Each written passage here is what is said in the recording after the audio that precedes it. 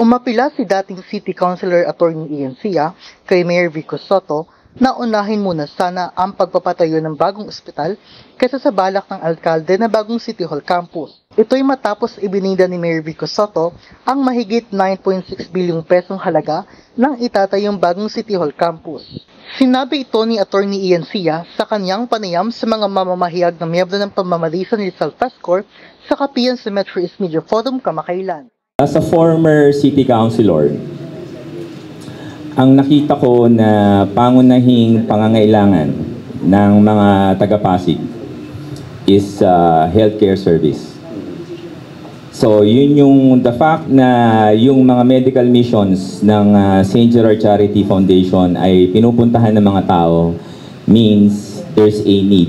There's an unmet need ng mga Pasigueño because kung kumpleto ang serbisyo, wala nang dahilan para pumunta ron yung tao, di ba? Ayon pa kay Atty. Ian Sia, mas malaki pa ang presyo aniya ng bagong itatayong Pasig City Hall kumpara sa inisyal na 8.9 billion peso pondo halaga ng bagong Senate building.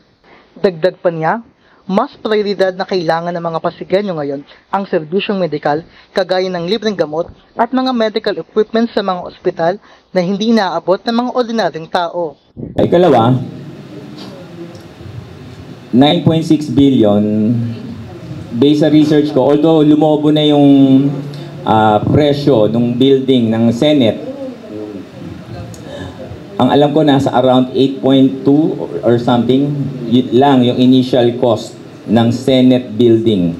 Alright. So kung ikukumpara mo, mas mahal pa ang magiging City Hall natin na isang local government unit versus sa isang building ng isang main branch, one of the three main branch ng Philippine government.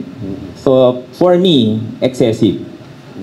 Especially in the face of the reality na yung mga pasyente sa Pasig, walang gamot, walang equipment para sa CT scan, MRI. Kapag nagpa-MRI ka, ilang libo yan, hindi yan abot ng ordinaryong tao. Nanindigan si Atty. Sia na hindi pa oras para magpatayo ng bagong City Hall at kinakailangan pa munang resolbahin ang ilang problema sa lungsod at mas mahalaga aniya na paglagakan ng pondo ang pagpapatayo ng mga bagong ospital. Kapag na-solve na natin lahat ng problema rito sa Pasig at saka tayo mangarap ng bagong City Hall, ang gusto ko sana sa Pasig na makita, kung meron tayong ipagyayabang dito, hindi yung bagong City Hall natin, kundi yung ating magarang ospital. Binigyan din ni Atty. Sia na halos triple ang itinaas ng pondo ng Pasig government ngayon sa 17 billion pesos at maaring ilaan pa sana ang sobrang pondo para sa pagpapalawak ng medical at education sector. Nung maging konsehal ako noong 2010, ang budget ng Pasig was about 6.3 billion. 6.3 lang 2010. Yung populasyon naman ng Pasig halos hindi naman gumalaw. Ngayon, ang budget natin is nasa 17, almost triple. 3 City Hall ang kaya nating patakbuhin with that budget, 'di ba? So kumbaga bonus na 'yon. Sana yung sumosobrang pera natin, doon natin allocate health service, education kasi yan yung mga programa na merong long-term benefit, 'di ba? Can you just imagine? Lahat ng mga anak ng mahirap sa Pasig, mapagtapos natin.